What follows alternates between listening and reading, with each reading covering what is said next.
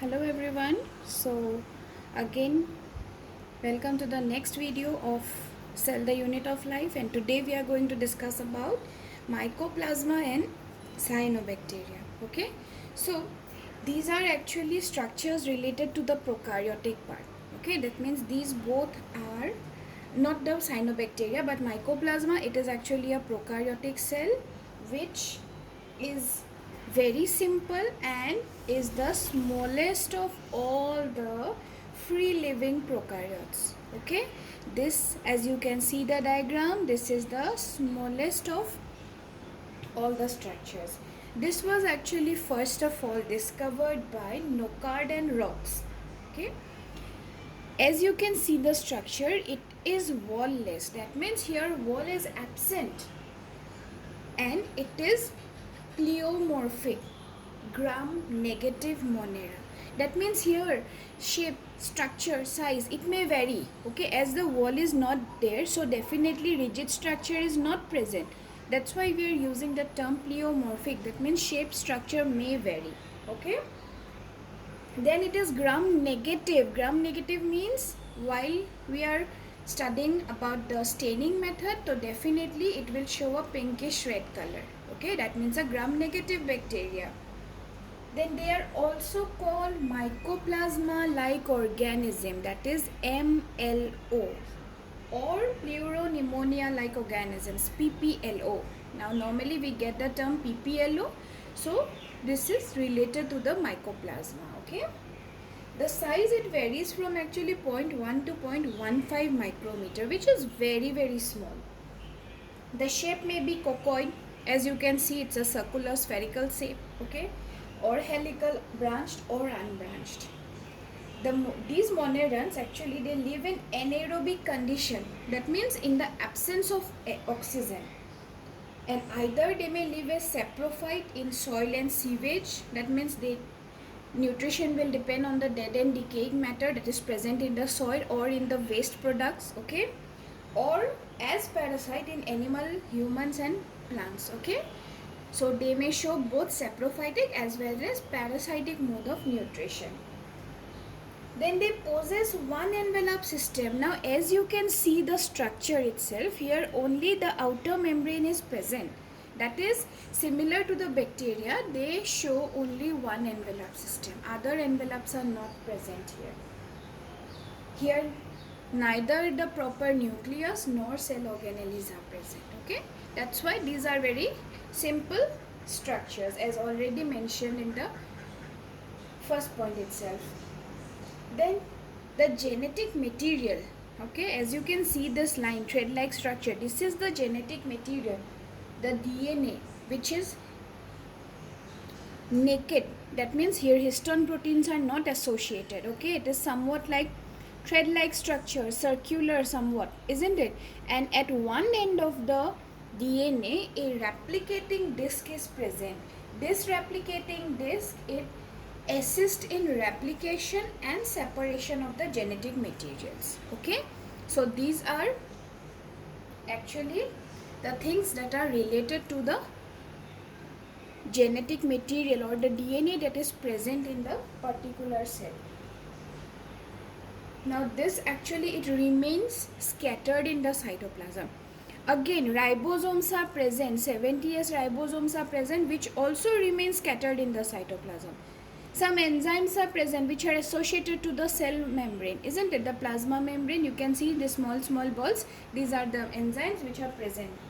Then reproduction, it takes place by means of fission. That means simply the cell, it will split into two daughter cells, okay, with a constriction in middle.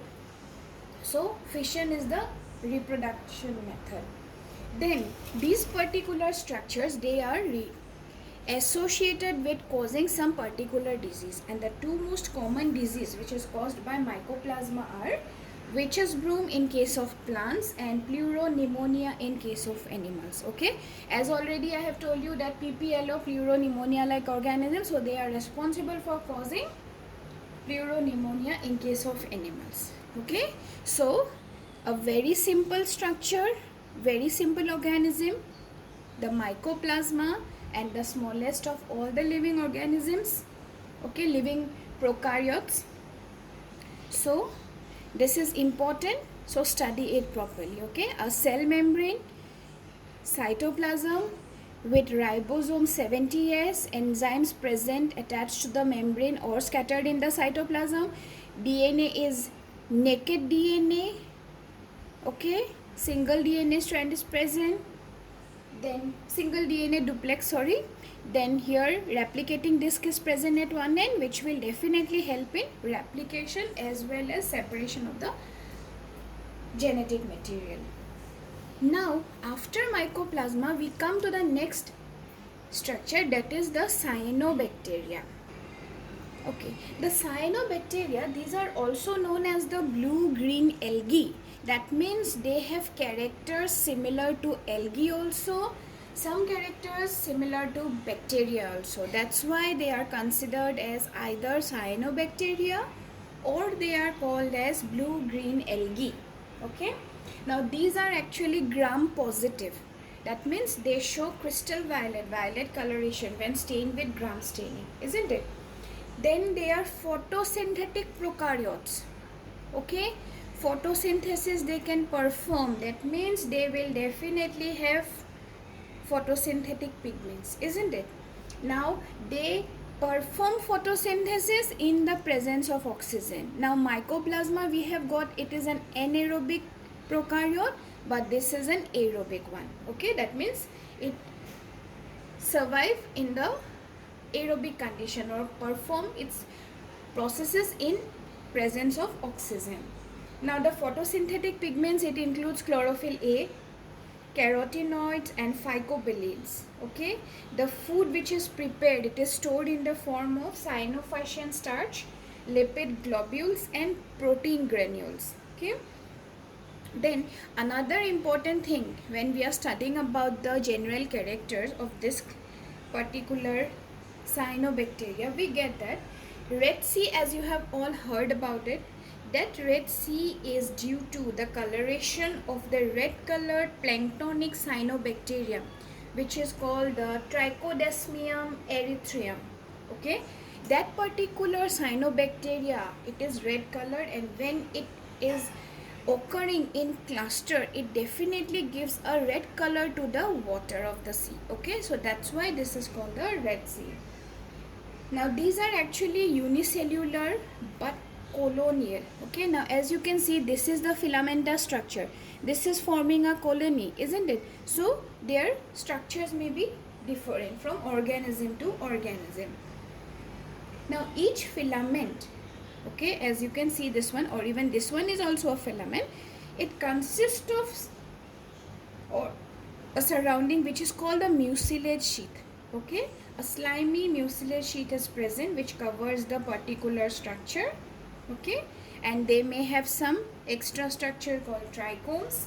Now these slimy layer or this mucilage layer gives another term to this particular group as the slime moles. Okay, we also call it or consider this in the under the class Myxophyceae, and these are also called slime moles because of this presence of slimy layer. Okay, now the cells are normally, it may be either spherical, oval, disc-like or cylindrical.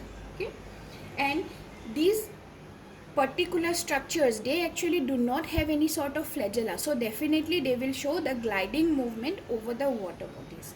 Okay, and now as you can see here, the cell protoplast, it is differentiated into outer pigmented chromoplast and inner colorless centroplasm. Okay, so the protoplast also, it has two parts. Then the various components of the cell, it consists of cell wall. Okay, here a cell wall is present, then it is rigid and elastic. It contains peptidoglycan, okay, which is also the main constituent of the bacterial cell, isn't it? So here also cell wall consists of peptidoglycan. The cells consist of certain pores which secrete an outer mucilage cover. Okay, this light colored portion which you can observe, this is the mucilage cover that is present in the cell.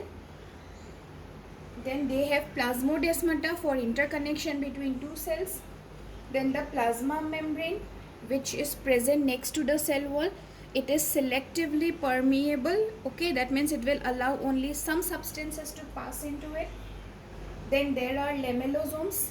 Okay, that means this particular structure, as you can see, this is the lamellosomes. It is the ingrowth of the plasma membrane. Okay, this plasma membrane grows inwardly, forming a different structure that is called the lamellosomes. Then nucleoid, that is the DNA. It is circular DNA. Now this is called the plasmid. Circle like structure is forming. Okay, it is naked DNA without histone proteins. Then thylakoids are present, which consist of chlorophyll A, okay, and carotenoids. Okay, so then they will have also some phycobilins. That means beside them 3 other protein bound cyanophycean structures are present. So phycobilins are present, that is blue colored C phycocyanin, blue colored L phycocyanin, and red colored C phycoerythrin. That means all these structures are related to the photosynthetic purpose. Now as you can see, these, okay, these light white color structures, these are actually the phycobilisomes, okay, or the thylakoids which are present. These are the thylakoids and the dots are the phycobilisomes, as we have already studied in our earlier classes. So these structures are responsible for performing photosynthesis. Now if it was a prokaryotic cell, then definitely what happened, it would have chloroplast, where the thylakoids would have been organized in the form of granum, isn't it? But here it is a primitive cell, so prokaryotic cell, that's why here thylakoids are remain scattered in the cytoplasm. Then gas vacuoles are present. The ribosome which is present, it is of 70S type. Okay, now here actually we get a special type of structure which we call as the heterocyst. Heterocyst means these are large sized structures which are present in the vegetative filament. Okay, and that particular structure are responsible for nitrogen fixation. That means they possess nitrogenous enzyme and are responsible for performing nitrogen fixation. And their reproduction, it takes place by either fragmentation, by forming echinates, which are vegetative spores, okay, endospore, exospore. So these are the main methods of reproduction which takes place. Okay, then also sometimes they may show conjugation, okay, like very simple type of sexual combination, sexual reproduction, transformation, or transduction. Now as you can see, this is a filament of actually nostoc, okay, a blue-green algae. This is the heterocyst. As I have already mentioned, it is a large structure. This structure will help in nitrogen fixation. It will have nitrogenous enzyme and help in nitrogen fixation. And these are echinates, these are spores which are responsible for reproduction, vegetative reproduction. That means the filament will break at this particular points and will behave as new individuals. Okay, so these are all about the cyanobacteria, the different structures, their shapes, their reproduction means. Okay, so go through everything very properly. Okay, so these things, their basic pigments, their heterocyst, function of heterocyst, reproductive structures, and overall main characters. Okay, and their resemblance with bacteria as well as with algae, for which they are also known as cyanobacteria and blue-green algae. Okay, so hope the video is clear to you. Go through the video, go through your books. If any problem, then let me know.